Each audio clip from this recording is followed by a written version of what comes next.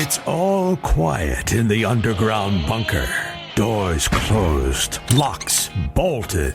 But the Great One isn't just resting on his laurels. He's making sure your weekend is even better by giving you his best. This is the best of Mark Levin. Part of what I need to do here tonight in the United States of America, which is not at war, is to try and use what God has given me right here to communicate as effectively as I know how.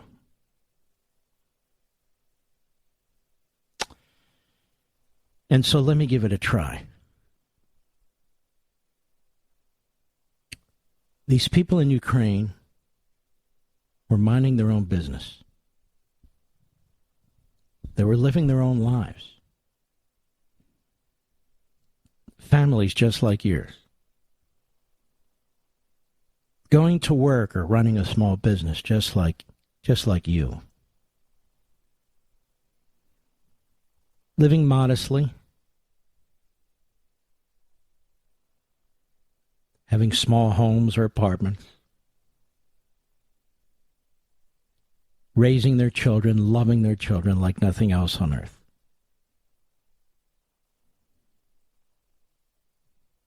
Maybe they had a dog, or dogs, or cats. Put aside a little savings for their future. Some living on a pension. Some just born or little kids who'd been in the playground, been in kindergarten, or nursery school, elementary school, middle school. Living the lives of a free people. Living the lives of a free people. Their military was not built as an offensive military machine to take over other people or to take over another country. What they had was intended to defend themselves as they are constantly being threatened by a genocidal psychopath in Moscow. But they lived their lives. They just assumed it wouldn't happen. It's just not possible that this crazed, insane individual in Moscow would lead the Russian army into their country, destroy their cities,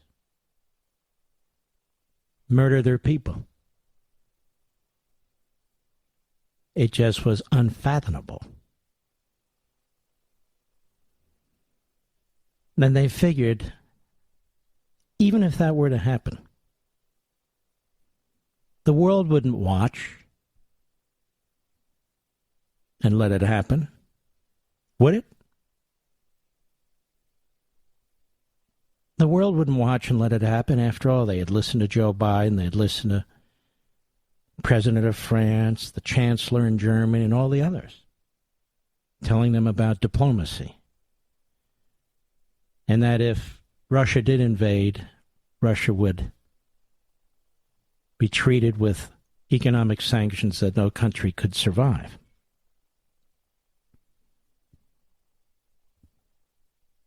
One week later, the tanks are there, the armored personnel carriers, the jet fighters, the helicopters, the missiles, the cluster bombs, the vacuum bombs. Now the citizenry itself is being targeted. That family is being torn apart. If they're lucky, the women and the children are heading to the western part of the country to get away from the Russian advance. If they're not lucky, they're stuck. Many of them There were engineers, janitors, electricians, truck drivers, taxi drivers, lawyers, doctors, doesn't matter. All equal now in the defense of their country. Many of them have dug in with rifles and pistols up against tanks and bazookas and hand grenades, 50 caliber machine guns, and so forth and so on.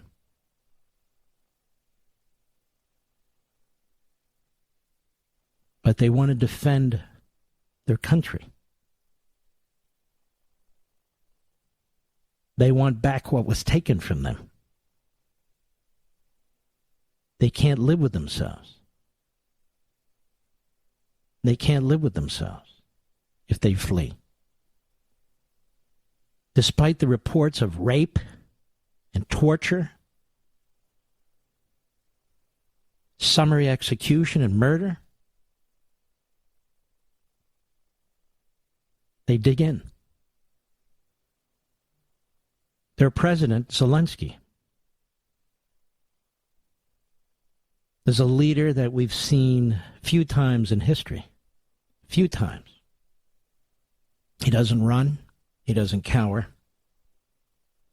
He's not bombastic. He's not provocative. He's a leader and a statesman, despite all that's going on around him.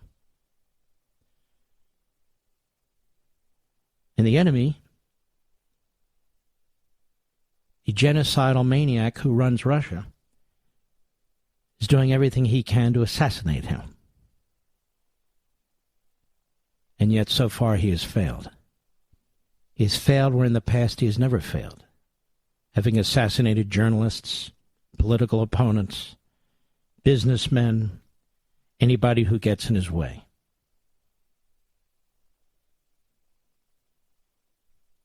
In the United States, there's a president by the name of Biden who will not put in place the crushing sanctions that he promised, because he specifically excludes the most important sanction of them all, sanctioning Russian energy, which would cut off funds, billions of funds a day, to the Russian economy, and more specifically to the Russian army. He places sanctions on his own country's energy output, making it difficult, if not impossible, to produce the amount of fuel that's needed for this country to function. He's taken an energy-independent country, which after half a century has finally become energy independent, under the leadership of his predecessor, Donald Trump, and with the signing of a document, signature on one piece of paper, he's killed it.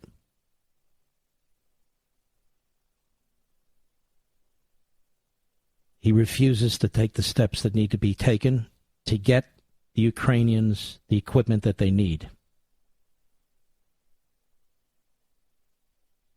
NATO, we need NATO, everybody said. But for Donald Trump, NATO would even be weaker than it is today. But NATO will not allow countries, not even NATO itself, but countries on their own, to provide MiG-29s to the pilots in Ukraine who desperately want them to attack the enemy. We're told that that might escalate things. We're never told that the Russians might escalate things, even though they refer to nuclear war. And they make those threats knowing exactly what our media will do. So the free world effectively watches, doesn't provide them with the weaponry they need, refuses to put in place the sanctions that will really place Russia on thin ice, the way Reagan destroyed the Soviet Union. It's not that hard to do, unless you don't have a backbone. Here in our own country, we have individuals on the left and the right, Democrats and Republicans, so-called conservatives and non-conservatives, who are and have been sympathetic to the genocidal maniac who runs Russia. They never criticize him, or if they do it very gently. They do it in passing. They do it as a sentence to a long paragraph explaining why everybody else is at fault. These are Putin propagandists. They never talk about Putin escalating his war efforts. They never fear about Putin escalating his war efforts unless it's in response to us trying to help a free people remain free. They are and sound preposterous, ridiculous, asinine. I speak of no one in particular. There's a whole bunch. I can't even figure out who they all are. But they're giving aid and comfort to the enemy. Not because they're exercising free speech and a different opinion. They're free to do that, and nobody's stopping them. It's because they're giving aid and comfort to the enemy. At the same time, something so preposterous, so unimaginable is taking place. The President of the United States, who has helped create these horrific situations given his surrender in Afghanistan and the 9,000 Americans who remain behind enemy lines, all but forgotten. The same president who kowtowed to Putin and gave him everything he wanted prior to Putin invading Ukraine is now using this same insane genocidal maniac to negotiate on behalf of the United States with the Islamo-Nazi regime in Tehran over nuclear weapons. The same country that is threatening us with nuclear weapons is negotiating with Iran over nuclear weapons on our behalf.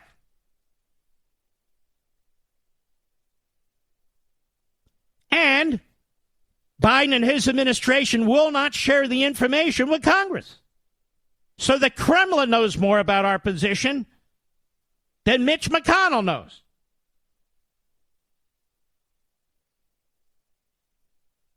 And so another ally, Israel, is deeply concerned about what's taking place. This is grave for Israel. This involves their very existence. Iran with a nuclear missile. Can you imagine?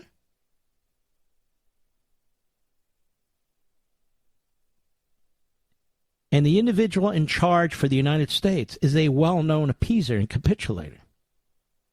He's the worst of the worst. He's a retread. You don't hear that being discussed very much, do you? Not on talk radio, not on our favorite cable channel, not on any cable channel. Poor Putin. Poor Putin. Then we're told Putin will fall, you see. The Russian people won't put up with it. Oh, really? Is that how Stalin left office? The Russian people wouldn't put up with it? No, he died of natural causes. Is that how Mao died? No, he died of natural causes. Is that how Lenin died? No, he died of natural causes. Is that how Hitler died? No, he died of cyanide because the Allies were at his doorstep and he was a coward.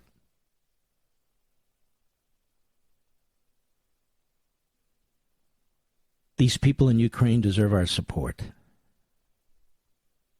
I didn't say send troops into Ukraine.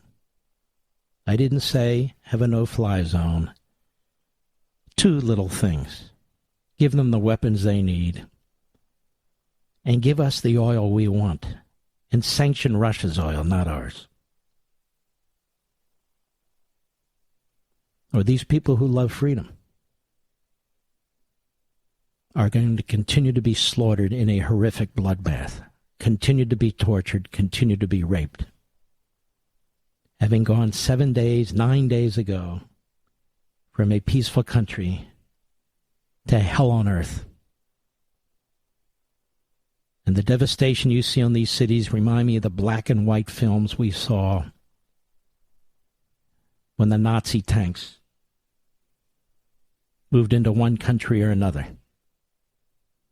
Or subsequently, when Stalin's tanks moved into many of these same countries after World War II. We say never again. But there it is again, right in front of your eyes. I'll be right back. Mark Levin.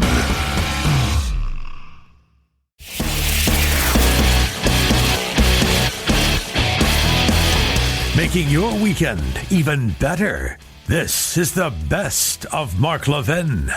Ellie Mistel is a so-called justice correspondent for The Nation, which is a radical left rag, always has been, always will be. In my view, is always rooted against the United States. She was on PIX 11, Pix News, New York today. And I want you to listen to this, because I don't think she's alone. Cut 14, go. Now, in your book, Allow Me to Retort, you reframe politics and the Constitution by kind of breaking down how it all impacts voting rights, like you mentioned, LGBTQ rights, abortion rights.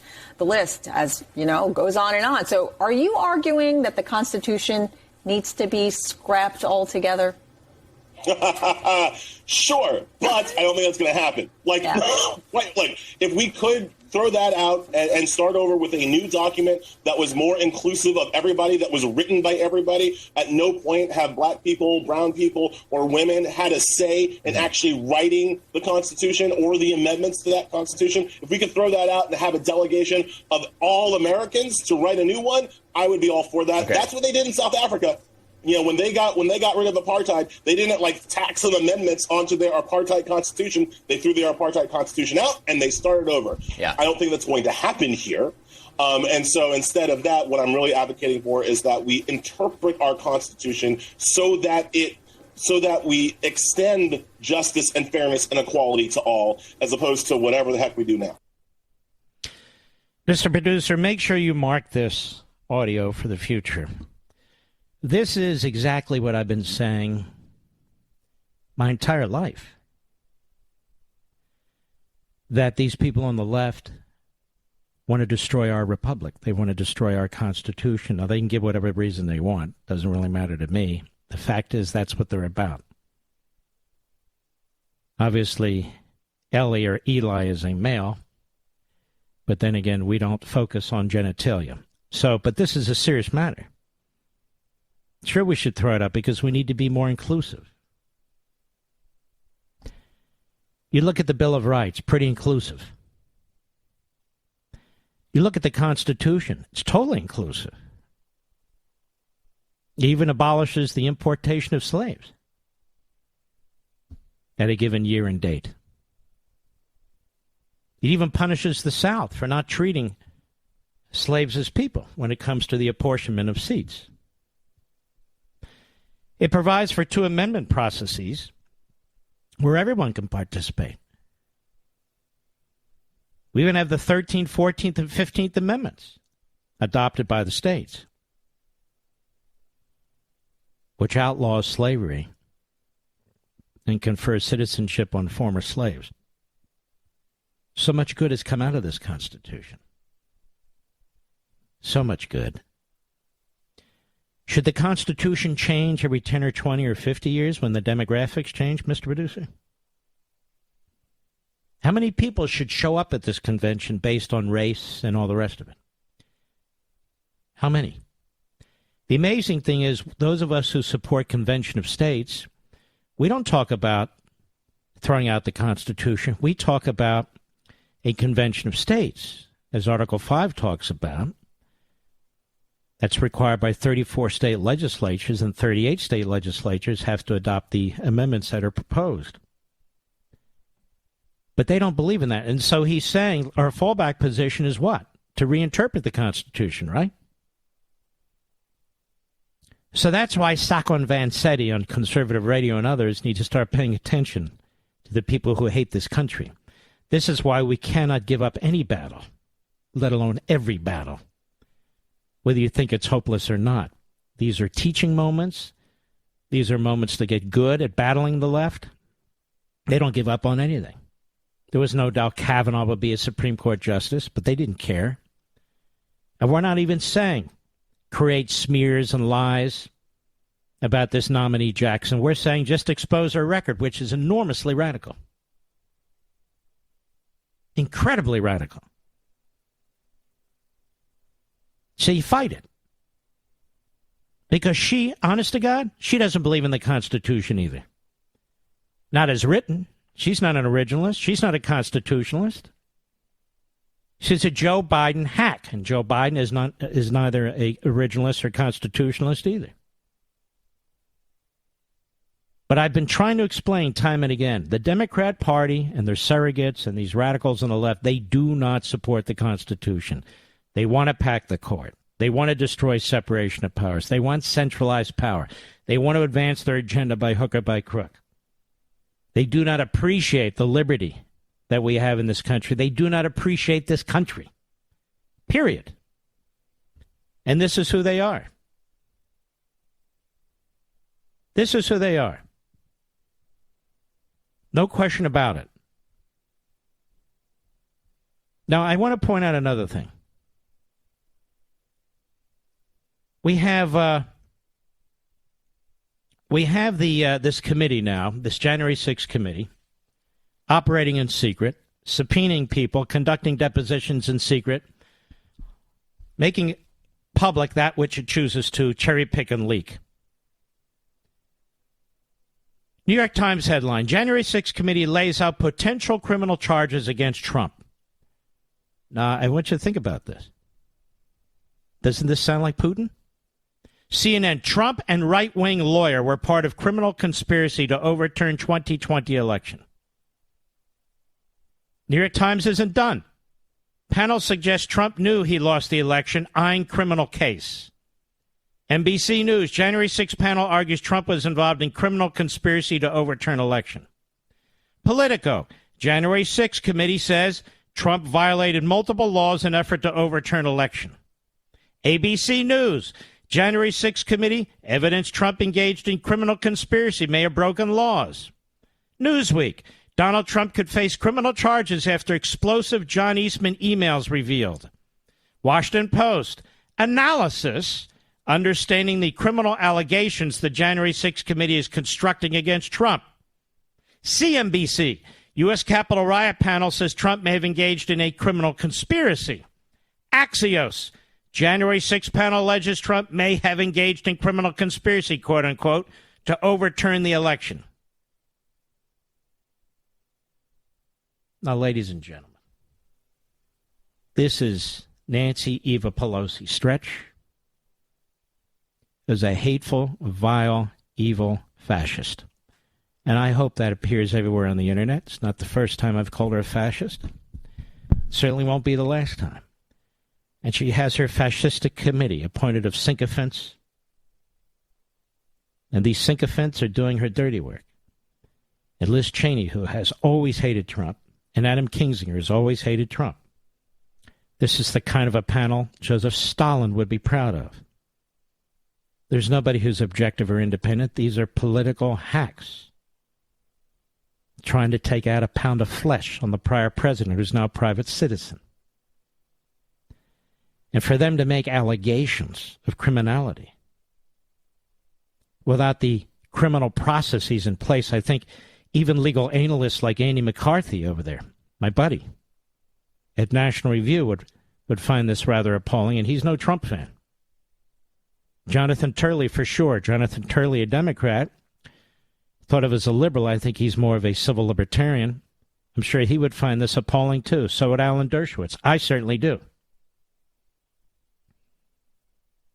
To keep smearing this man this way? There's no opposing counsel in any of these depositions. Nobody challenging what they're doing. We already saw that shiftless Adam Schiff was manipulating data, which should have caused him to lose his law degree. And here, on that subject, I have a document from the Southern California news group, Terry Sfazorza. Trump lawyer John Eastman's law license in California may be in jeopardy. Say what? Former Chapman University professor, who was also the dean, is under investigation, State Bar confirms. For what?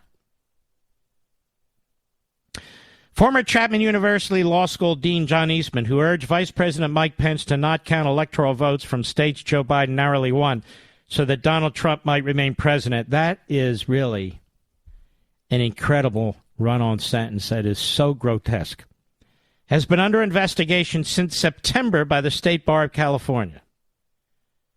So he's under investigation. Rudy Giuliani's under investigation. Sidney Powell's under investigation. The bar's investigation, announced Tuesday, March 1, focuses on whether Eastman, quote, engaged in conduct in violation of California law and ethics rules governing attorneys following in relation to the November 2020 presidential election. To my knowledge, Mark Elias is not under any similar investigation by the Washington, D.C. Bar. A number of individuals and entities have brought to the State Bar's attention press reports, court filings, and other public documents detailing Mr. Eastman's conduct. By the way, you can do this too, to any lawyer, if you think you have grounds to do so. Said that Barr's chief trial counsel, George Carden, in a prepared statement, we want to thank those who took the time to bring to our attention this information, which serves as the starting point for our investigation. So in other words, people have been insisting, requesting, clipping newspaper articles and other things in letters to the State Bar in California, which it is using now to determine whether John Eastman should keep his law degree.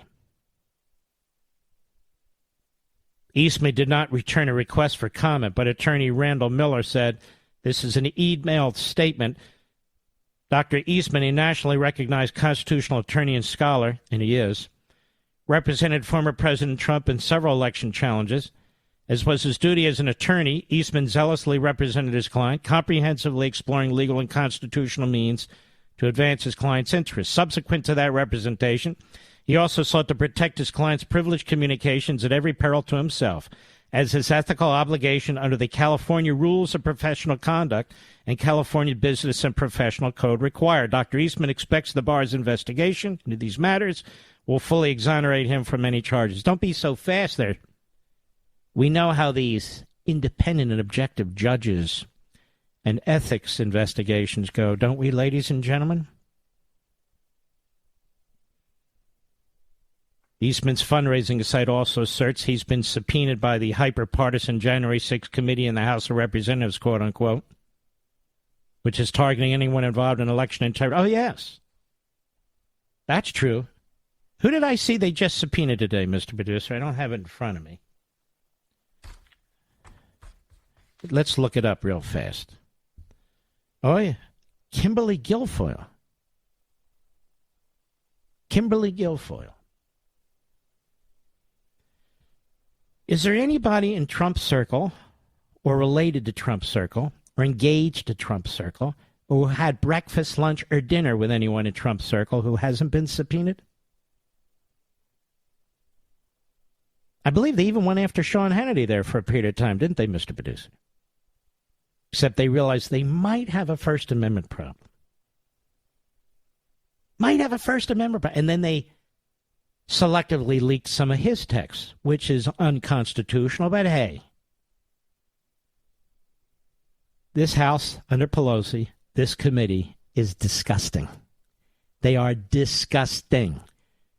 And my fear is it's all going to be pushed to this Attorney General who has targeted Republican legislatures, who has targeted Republican decisions on congressional districts, not Democrats, who has targeted parents at school board meetings. He is a louse.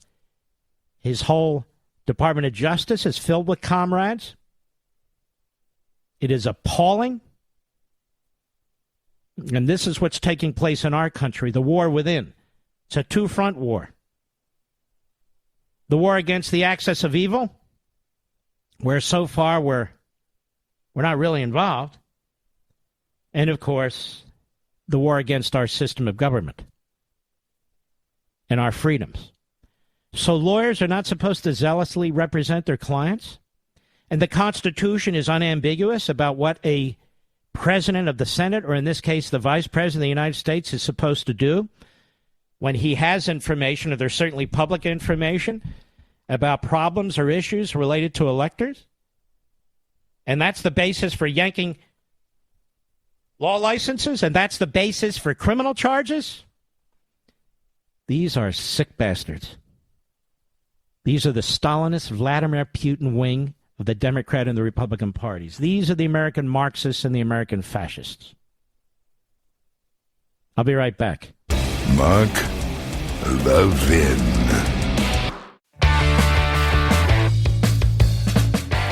You're listening to the best of Mark Levin.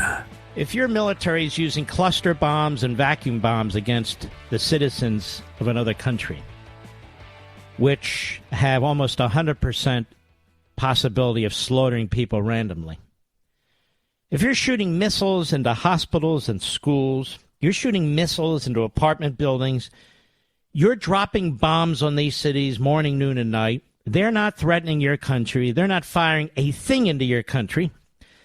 If you're sending Chechen hit squads in, and you're sending others in who are, among other things, abusing the women, the Ukrainian women. I just looked up what a war crime is. That fits the definition of a war crime. Here's Joe Biden when he's asked that Putin is committing war crimes. Cut 4, go. Do you think that there's Russia is committing war crimes? We are following it very closely. It's early to say that. Why Russia is intentionally targeting civilian areas? There are over 2,000 civilian deaths. There they are. So Putin hears this. First of all, he's laughing at the incoherence of this babbling buffoon. But in addition to that, he says it's too early to say if they're committing war crimes. And he says it's clear they are targeting civilians. Cut 5, go. In the State of the Union address, I announced that the Department of Justice is going after the crimes of Russian oligarchs. The Attorney General spoke to that earlier, and who line their pockets with Russian people's money. Okay, that's not going to save a single Ukrainian, as I've said before. Not one. I don't have a problem with this, but to announce this in lieu of providing them with the weapons they need is outrageous. And on that very point, Ukrainian President Zelensky had the following to say about the failure to provide his country with the weaponry it needed before it was attacked. He said this today under questioning. Go ahead. You spoke this week with President Biden. How would you describe your conversations with the U.S. leader? And do you believe the Americans waited too long to give Ukraine the support you need to push back this Russian offensive? We have good contact. I can tell the truth. And it's a pity that it began after the beginning of this war, but we have it, and my appreciation to him and to his team. But they needed the weapons earlier. And that was Trey Yingst, by the way. Sorry. Fox. Fox has very, very good reporting going on in theater there, as a matter of fact. So Biden, it's not clear yet. It's too early whether war crimes are being committed. Really? And then he goes ahead and agrees that they are. Cut 5, go. In the State of the Union address, I announced that the Department of Justice is going after the crimes of Russian oligarchs. The Attorney General spoke to that earlier, and who line their pockets with Russian people's money. And while Ukraine and the people are hiding in subways from missiles that are being fired indiscriminately in Russian cities. William Taylor, former U.S. ambassador to Ukraine, on CNN. Well, what do you make of this Putin saying, bringing up nuclear weapons? Cut 7, go. You've heard the Russian Foreign Minister Sergei Lavrov say any third world war will be nuclear and it will be destructive. So yet another nuclear threat that is being bandied about either by Putin or one of his, top officials. Do you take these threats seriously? Brianna, you have to take seriously those kind of threats. However, I don't believe that either Mr. Lavrov, or more important, there's only one decision maker, as we know, Mr. Putin. I don't believe Mr. Putin is suicidal. I don't believe he would commit suicide in this effort. Nuclear weapons have no place in the world, certainly no place in this conflict. I don't believe that this is performance. This is what they're trying to rattle. They're trying to intimidate. But it works. It works with the American media. It works with the American Marxists and the American fascists. It works because they then start regurgitating what Putin says, don't they, Mr. Medusa? Putin said and Lavrov said, is that what you want? You want a nuclear war? You want your kids involved in a nuclear war? The idiocy knows no bounds, and yet it is abundant. It is abundant. I don't know. Do you want a nuclear war? I don't know anybody who wants a nuclear war. Do you, ladies and gentlemen? But you've got to create deterrence. You got to create fear and respect. That's what you've got to do. And yet, when you keep buckling, you don't do that. And they're not only watching our enemies, the axis of evil, what's going on in Ukraine now, they're watching what's going on with Iran.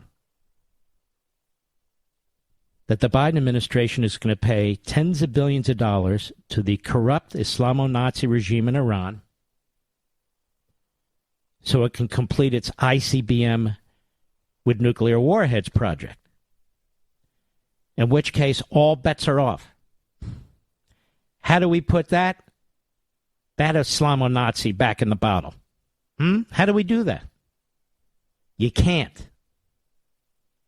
You can't. And I don't hear a lot of talking about this. I hear no talking about this in the major media, even in friendly media. I hear nothing. And that Biden would have to violate federal law, let alone the Constitution, but federal law in order to institute this policy, not even going to Congress. Meanwhile, Joe Biden is not only doing that, the Russians are negotiating with the Iranians on our behalf. Now, as I speak. As I speak.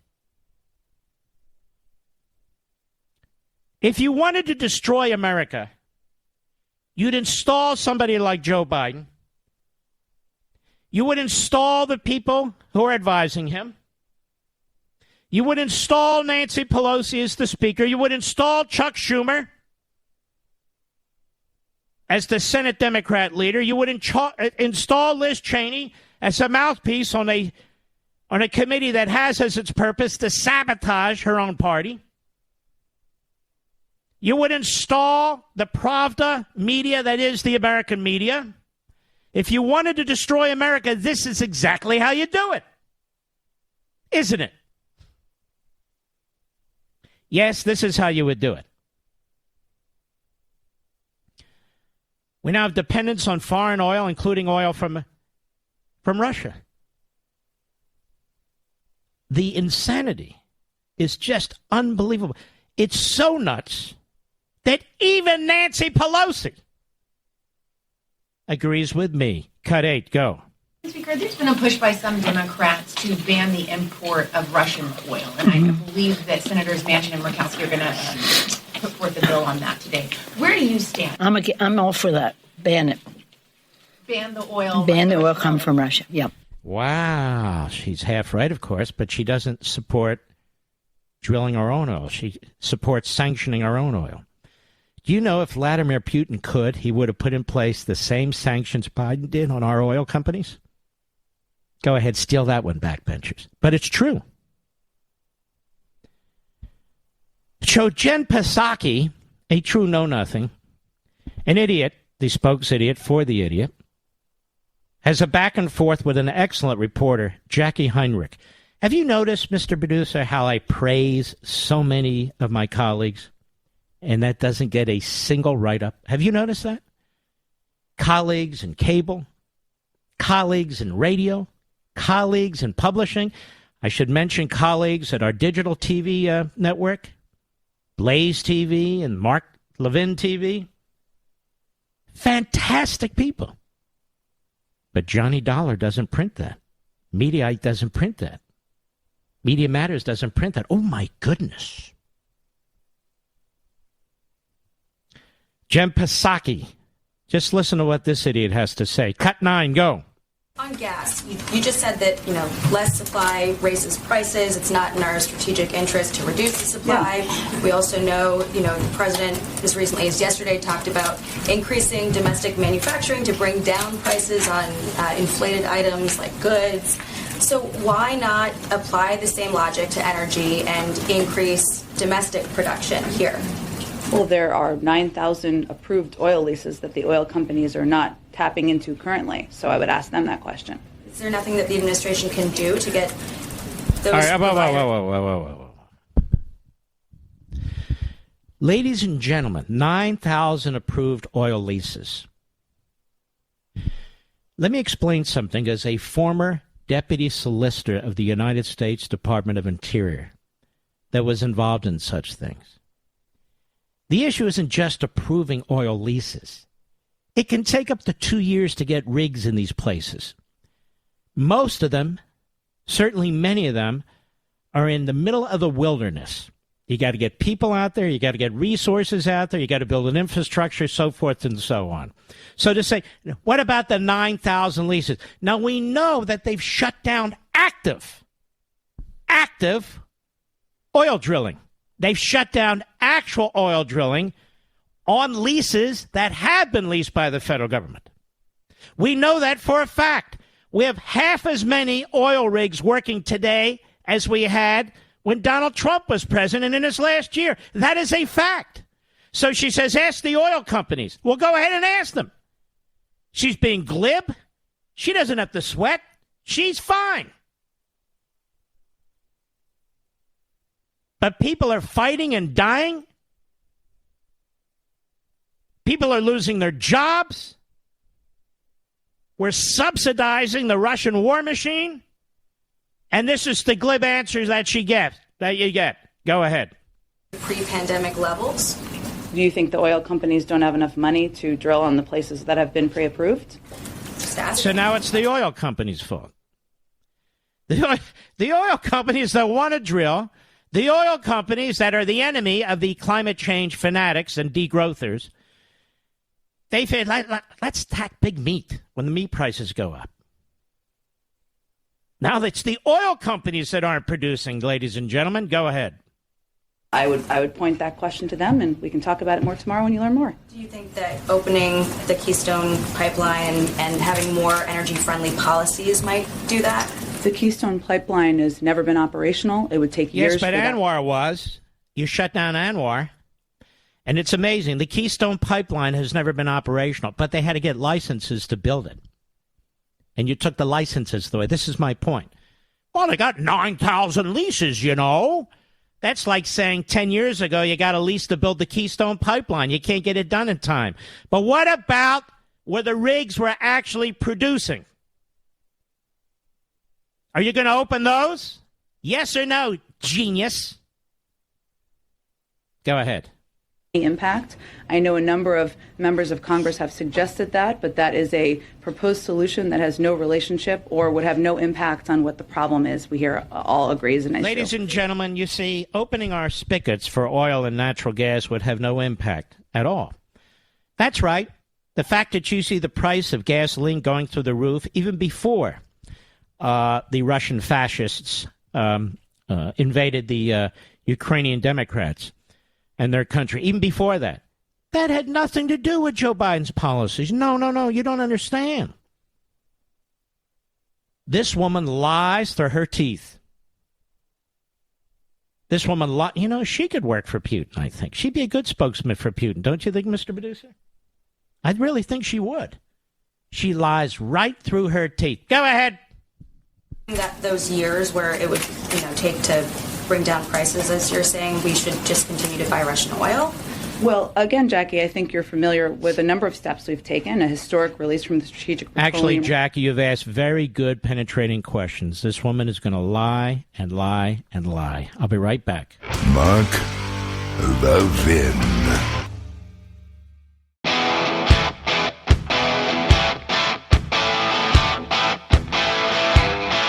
The Great One makes your weekend even better. This is the best of Mark Levin. As Russia continues to attack the citizenry of Ukraine, viciously and brutally unprovoked, they continue to use their army against the civilians of that country, as they now invite the Syrians in because I guess they're running out of soldiers. I don't know. And they have the Wagner group, a hit squad, and they have the Chechens hit squads coming in to try and take out various officials and individuals. Russia warns NATO and the United States, stop supplying arms to Ukraine. Excuse me? And the Putin wing of the Republican Party, the Putin wing of the media, they're shivering, they're wetting themselves. Because Putin mentioned nuclear war. Lavrov, his right-hand clown, mentions nuclear war. Ladies and gentlemen, we're in this position today because we've shown nothing but weakness. Certainly I, and nobody I know, is looking for all-out war or ground war in Europe and so forth and so on. But the way you avoid war is peace through strength. Exactly what Ronald Reagan said and did, and exactly what Donald Trump did. Donald Trump wouldn't have put up with this crap either. We all sound like a bunch of McGovernites now, the Buchananites. It's really quite pathetic. It really is quite pathetic. And the failure of this administration to use its muscle when it comes to oil and gasoline is a disgrace.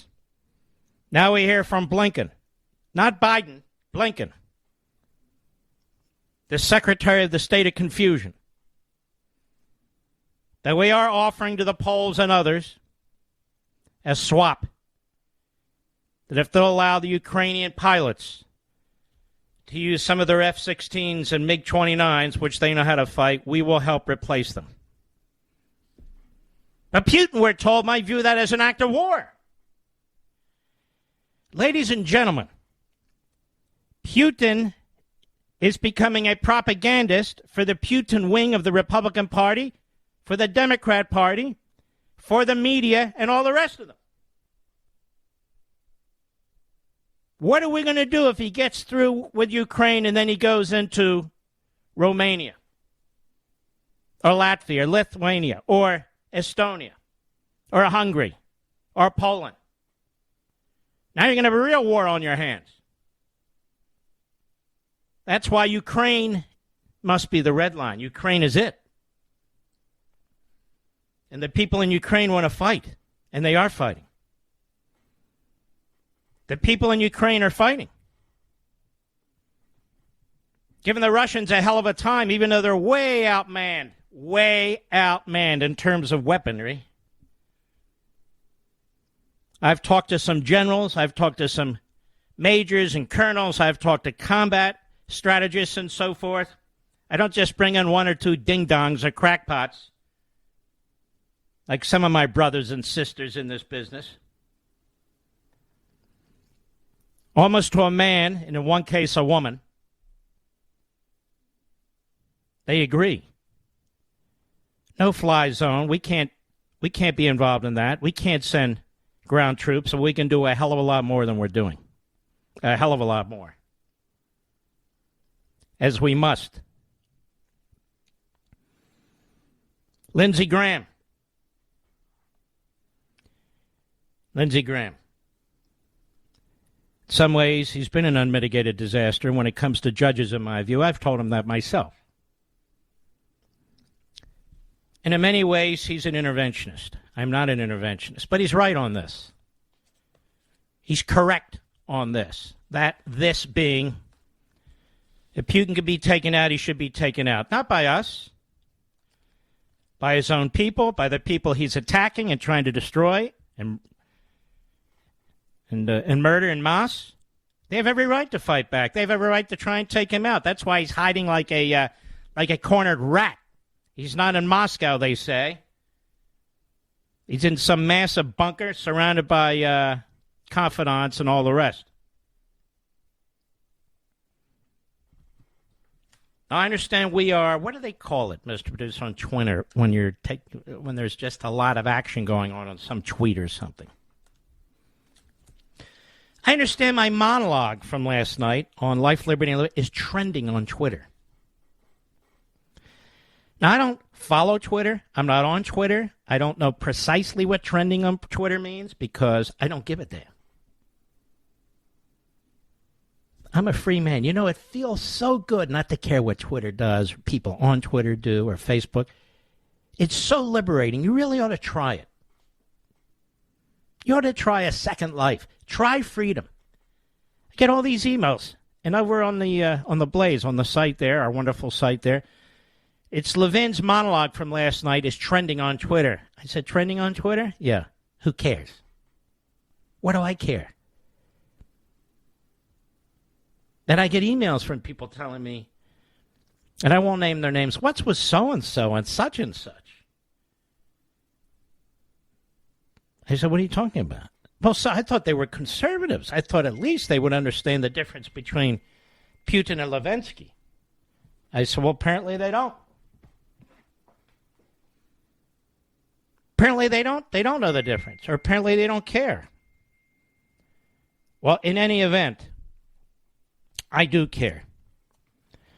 And I see the Reagan Foundation and Library is going to be awarding, or has awarded, Levinsky in Ukraine the Ronald Reagan Medal, which is rarely presented except to true statesmen and world leaders, of which he is one, no question about it.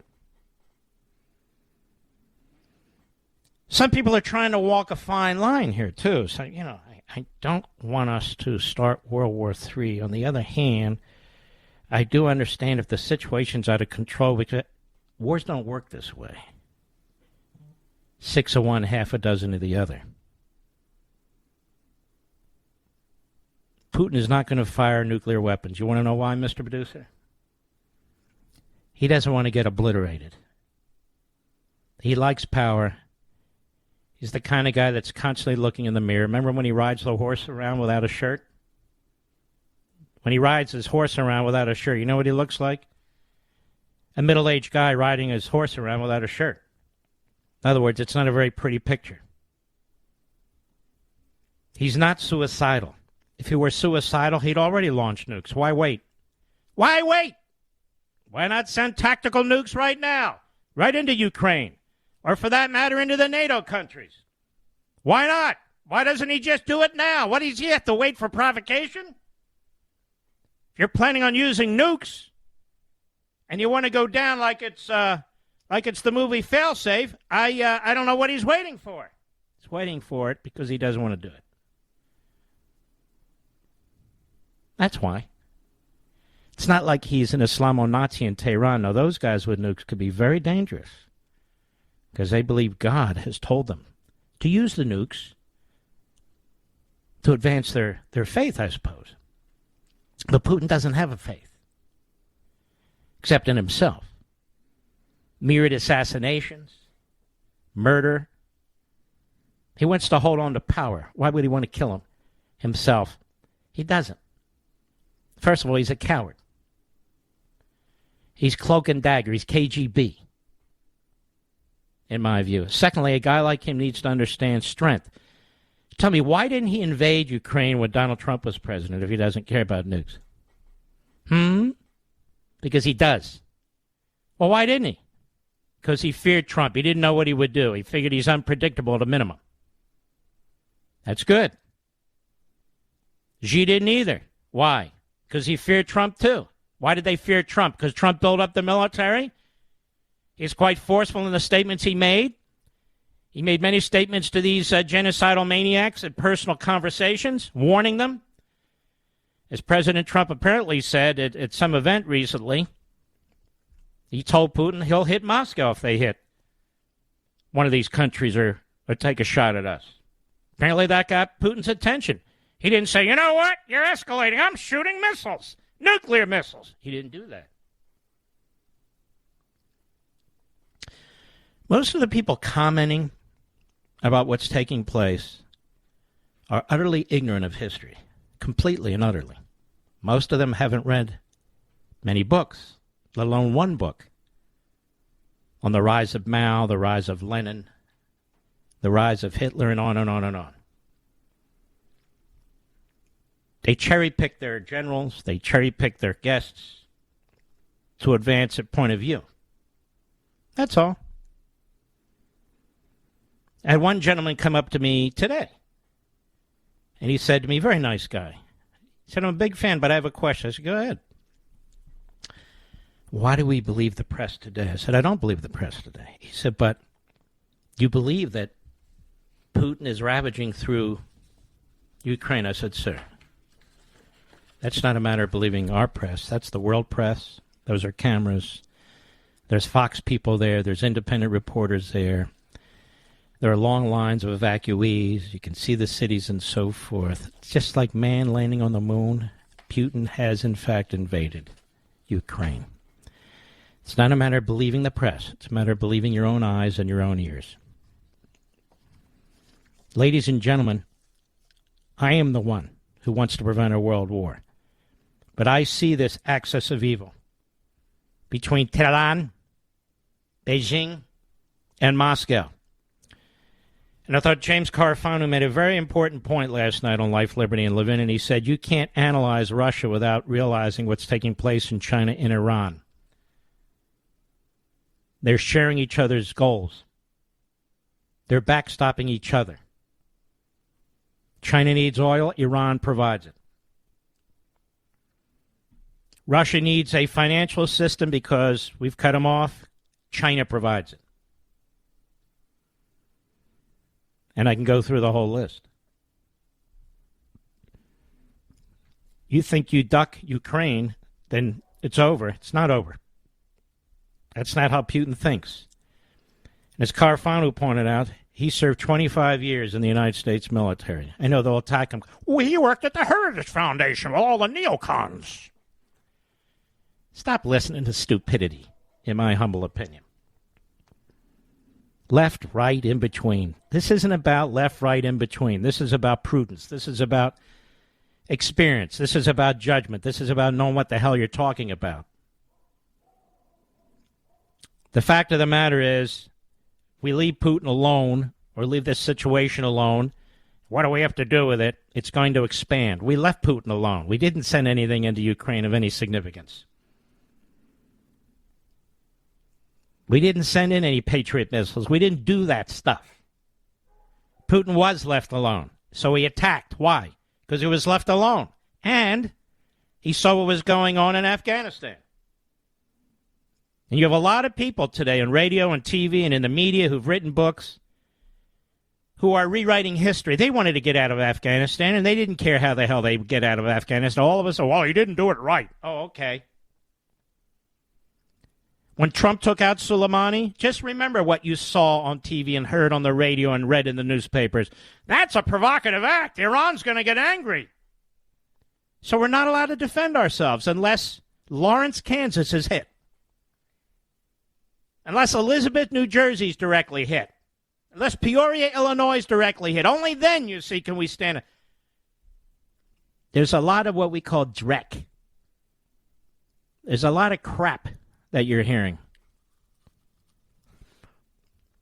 And by the way, when you hear people dismiss the opinion of other people, well, that's just the military-industrial complex. That's just what's the military-industrial complex? We didn't go on offense, and I'm not even saying we should send troops into Ukraine. What military-industrial complex? Folks, we don't have enough. Turns out today we found we don't have enough F-16s to go around. Did you hear that, Mr. Producer? We don't have enough F-16s. This is the heart of our Air Force right now, even though it's being replaced, to go around to NATO, and so it's shocking. I'll be right back. Mark Levin.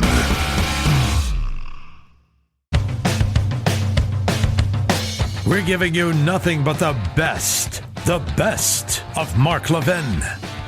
The media are talking about this large, massive convoy, Russian tanks and troop carriers and so forth, heading for Kiev. And this is why I'm just, as a commentator here behind a microphone, so frustrated that if this little country had more jet fighters, the Russians would be very careful about having a multi-mile long convoy, wouldn't they, Mr. Producer? That would be easy pickings. Easy pickings. Or if they had enough drones, easy pickings. I don't know what we're providing. I mean, I think it was 36 hours ago the administration announced $350 million in military aid. Ladies and gentlemen, $350 million in military aid doesn't do crap. The Germans are doing more than we are now. The European Union's doing more than we are now. I'm very, very concerned about this.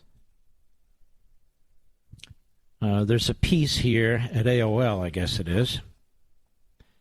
Really Yahoo News. Since launching an invasion to Ukraine last week, Putin and his country have faced intense international backlash, ranging from crippling economic sanctions to condemnation from the worlds of sports and culture. There's not been enough condemnation from the worlds of sports, just some. Just some. And there's not been enough sanctions. I don't understand this ratcheting up thing. The guy's now dropping, what do they call those bombs? Anyway, on schools and hospitals. Putin doesn't care about life. The U.S. taken action against Russia, including sending $500 million in military aid. The group is also freezing the assets of Putin and other Russian officials, as well as freezing roughly half the country's foreign currency reserves. It's also targeting Belarus, which is thrown in with Russia, of course, and its President Alexander Lukashenko, who's allowing his country to be a military base for the assault. Let's see. The EU said it would be banning Russia Today, Sputnik, and their Russian state media affiliates from the airwaves, so they'll no longer be able to spread their lies.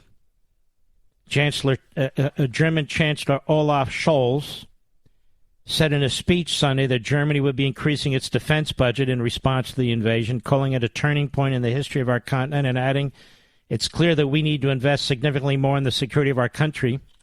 What happened to Merkel? Merkel used to blame this guy for blocking her from doing these things. Well, she was a fraud and a liar. He says he had already announced last week that his country was halting certification of the Nord Stream 2 gas pipeline. I like this. Far-right Hungarian Prime Minister. Why not just say Hungarian Prime Minister? They don't even call Putin far-right. Viktor Orban, considered an ally of Putin, announced that his country would not block any of the EU sanctions against Russia. This represents a notable departure for Orban, who met with Putin in Moscow on February 1 and said afterward Russia's security concerns were reasonable, that sanctions against the nation were pointless and doomed to failure. Hungary, which borders Ukraine, is also bracing for a flow of refugees. Well, it looks like Orban had a change of heart, like have many of his surrogates in our own country. Can't trust Putin. The United States announced it was targeting banks, oligarchs close to Putin and Putin himself. That's all I see here. The U.S. has also been pushing other countries to take harsh measures. He says, we'll strike a blow, Biden says, to their ability to continue to modernize their military. I'll degrade their space industry, including their space program. It'll hurt their ability to build ships. What will? We're not getting a whole lot of specifics, are we? Switzerland. One of the latest and most notable reactions to the invasion is the fact that Switzerland has chosen a side. On Monday, the famously neutral country said it would adopt European Union sanctions against Moscow and freeze Russian assets located in its banks. Government adopted sanctions specifically against Putin, Prime Minister Mikhail Mishustin, and Foreign Minister Sergei Lavrov. Good for them. That's a good thing. Even the Finnish are getting involved. The two nations that border Russia were threatened with serious military political consequences by Moscow if they were to join NATO, but both of them brushed off the threats. Finnish Foreign Minister Pekka Haavisto said, "We've heard this before and don't think that it calls for a military threat. Finland's 830-mile border with Russia is the longest of any European Union country. I want to be extremely clear. It is Sweden that itself and independently decides on our security policy line, added the Swedish Prime Minister, Magdalena Andersson, she said in a statement. Asia. Japan, South Korea, and Taiwan are among the nations to announce their support of Ukraine and condemnation of Russia. Japanese Prime Minister Fumio Kishida said his country would join in freezing transactions from Russia's central bank and limiting exports, as well as pledging $100 million in humanitarian aid to you. Doesn't it sound like the rest of the world is doing more than Biden, Mr. Producer? I'm quite serious about this. Why are we not blowing out this guy's energy industry? Why are we not blowing out this guy's energy industry and opening ours? It's very simple. Excuse me. I told Ukrainian President Zelensky that Japan is with Ukraine, said the president of Japan, and offered firm support for Ukraine's sovereignty and territorial integrity.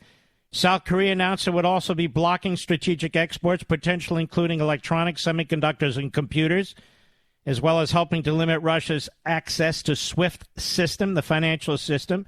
Taiwan said it would be joining in the sanctions and its computer chip companies would be complying. I want to talk about Taiwan in a minute. Airspace ban. Russian aircraft have been banned from flying over the entire European Union, a move taken over the weekend by all 27 countries. We are shutting down the EU airspace for Russian-owned, Russian-registered, or Russian-controlled aircraft. They won't be able to land in, take off, or overfly the territory of the European Union, including the private jets of the oligarchs, they said. Canada has announced similar measures. I said they ought to take that Trudeau and put him in charge of stealing bank accounts and all the rest of it. This guy's had practice on his own people. Eurovision, the annual song contest featuring representatives from across the region, said Russia would not be allowed to compete in the popular show, which boasts over 180 million viewers. Now, you might say what that's all about. This reaches into the Russian population. It is important, actually, from a psychological point of view, at a minimum. The announcement came after Ukrainian petition and general blowback in response to the competition's initial decision to allow Russia to remain in the field. The European Broadcasting Union has announced that no Russian act will participate in this year's Eurovision Song Contest. The Russian Grand Prix, Formula One, has canceled its race scheduled for Sochi in September. That's been dealt with. Let's see here. The 2022 World Cup, indefinite ban against Russian teams. The move came a day after the organization issued much lighter sanctions, resulting in severe criticism. And it goes on. I don't see anything here from any of our professional leagues. Do you, Mr. Producer? Oh, yeah, you know what? Good point. They're busy kowtowing to Communist China. They can only kowtow to one genocidal regime at a time. I'm waiting for LeBron James to speak out. I'm waiting for all the anchors at ESPN to speak out. I'm waiting for that Popovich or whatever that moron's name, and what's the other guy's name? Is not the basketball player, the coach. I'm waiting for all these clowns to speak out. I'm not hearing anything. Where's the owner of the Mavericks? What's that billionaire's name? I forget his name, too. God, am I the only one losing my mind? Mark Cuban, that's it. Where's Mark Cuban? Or as Bernie Sanders would say, Mark Cuber. Where is he? Nowhere. Where are all the big mouths? Where are all the big mouths in professional sports? Where are they? They're nowhere. Where are the big mouths in baseball? They're busy striking. Oh, okay. Where are they? All the big mouths. Nowhere. Where are you on ESPN? I thought you cared about human rights. Apparently not so much. Apparently not so much. The governors all across this country, both parties, doesn't matter. Use your pension funds as a weapon against this country. Russia, not ours. Use your pension funds. Use your investment funds. Take a close look at what your states produce. Whatever they produce, cut it off from Russia. Choke that bastard out of office. He's not our friend. I don't care what some of the frauds, phonies, and finks have to say. He's made that abundantly clear. America's not the enemy. America first, baby. Not second or third. And I'm very serious about this. Meanwhile, you're not going to believe this. Biden administration is still relying on Russia to finalize the Iran nuclear deal. That's our intermediary. When we come back, we're going to have Alan West on again. I wanted to tap into his intelligence here. But I want to get back to this after. The Biden administration is still relying on Russia, writes Adam Credo. Still relying on Russia on the nuclear deal with Iran. This is what I'm talking about. Sweden's doing more than we are.